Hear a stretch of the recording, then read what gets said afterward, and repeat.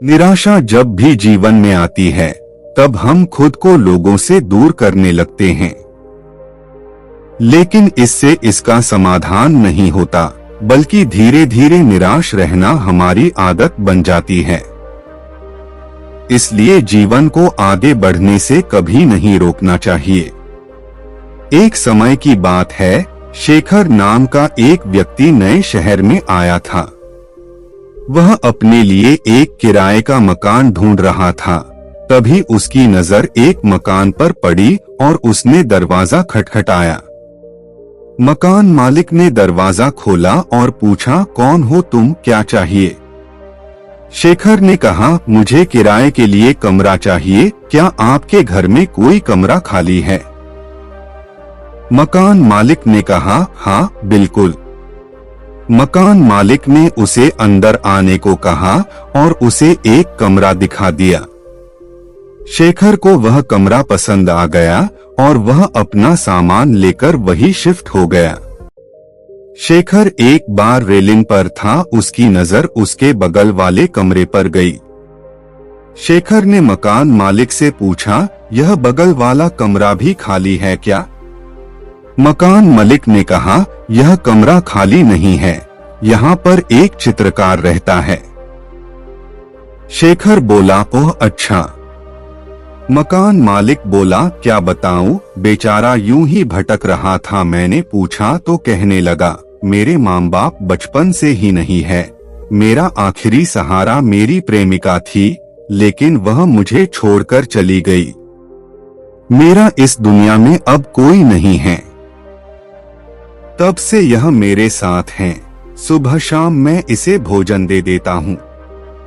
दिन रात कमरे में बैठकर यह बस अपनी प्रेमिका की तस्वीरें बनाता रहता है। यह सब सुनकर शेखर की दिलचस्पी बढ़ गई। वह उस चित्रकार से मिलना चाहता था। वह चित्रकार के कमरे की तरफ बढ़ा। शेखर ने दरवाजा खटखटाया। चित्रकार ने दरवाजा खोला। चित्रकार ने कहा, तुम कौन हो? शेखर ने कहा, मैं तुम्हारे बगल वाले कमरे में रहने वाला किराएदार हूँ। शेखर झट से कमरे के अंदर चला गया। उसने चारों तरफ तस्वीरें ही तस्वीरें देखी। वह बोल उठा, तुम्हारी प्रेमिका की तस्वीरें बहुत अच्छी है। चित्रकार ने कहा, तुम्हें कैसे पता ये मेरी प्रेमिका है? शेखर ने कहा, मकान मालिक ने तुम्हारे बारे में बताया था। तुम्हारा इस दुनिया में कोई नहीं है। एक तुम्हारी प्रेमिका थी, वो भी तुम्हें छोड़कर चली गई और तुम उसकी ही तस्वीर बनाते रहते हो। शेखर ने कहा, क्या हम दोस्त नहीं बन सकते? चित्रकार ने कोई उत्तर नहीं दिया। शेखर रोज उससे बात करने के लिए आया करता था। धीरे धीरे दोनों की बातें भी शुरू होने लगी। चित्रकार तो जैसे बोलना ही भूल गया था, लेकिन शेखर के साथ रहते रहते वह बोलने लगा था, हंसने लगा था।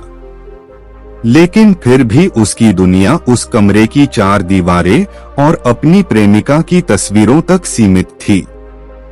एक दिन चित्रकार ने शेखर से कहा, उस दिन तुमने मुझसे पूछा था, आज मैं तुमसे पूछता हूँ, क्या तुम मेरे दोस्त बनोगे? दोनों ने मुस्कुराते हुए एक दूसरे को गले लगा लिया। रोज की तरह शेखर चित्रकार के पास आया। शेखर ने कहा, आज मेरी छुट्टी है, चलो कहीं घूमने चलते हैं। चित्रकार ने कहा, मेरा मन नहीं करता कुछ करने का, मैं भीतर से बहुत निराश हो चुका हूँ। मेरा जीवन मुझे बेकार लगता है। शेखर ने कहा, इन्हीं सब बातों की वजह से तुम जीवन में आगे नहीं बढ़ पा रहे हो।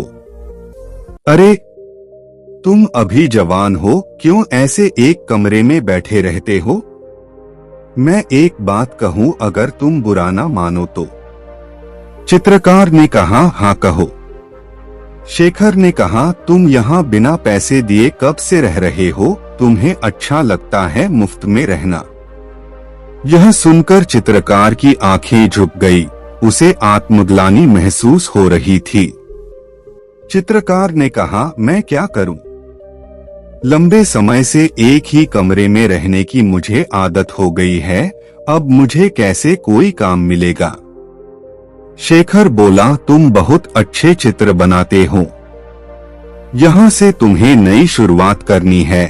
अपनी प्रेमिका की यादों से बाहर निकलो और प्रकृति को देखो, उसके चित्र बनाओ।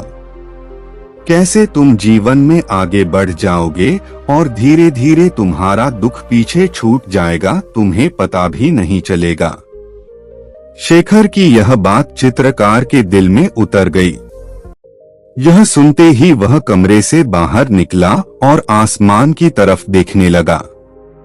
उसकी आंखों के सामने उसकी कल्पनाओं के नए नए चित्र उभरने लगे। चित्रकार बोल उठा, हाँ, तुम ठीक कहते हो, मैं चित्र बनाऊंगा, प्रकृति, पशु पक्षियों के चित्र। मेरे भीतर की कला ही मेरी समस्या का समाधान कर सकती है। इस तरह चित्रकार ने अपनी प्रेमिका की तस्वीर बनाना बंद कर दिया और प्रकृति से संबंधित चीजों की तस्वीरें बनाने लगा।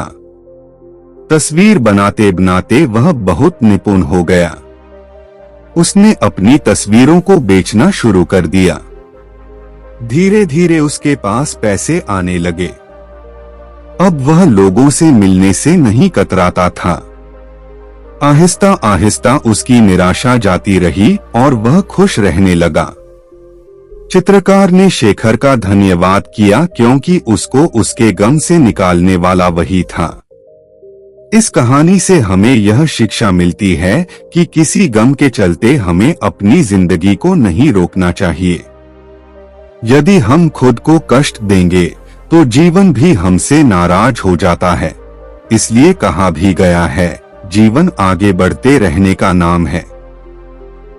उम्मीद करते हैं आपको हमारी कहानी पसंद आई होगी और काफी कुछ सीखने को मिला होगा। कहानी के बारे में अपने विचार आप हमें नीचे कमेंट बॉक्स में कमेंट करके बता सकते हैं।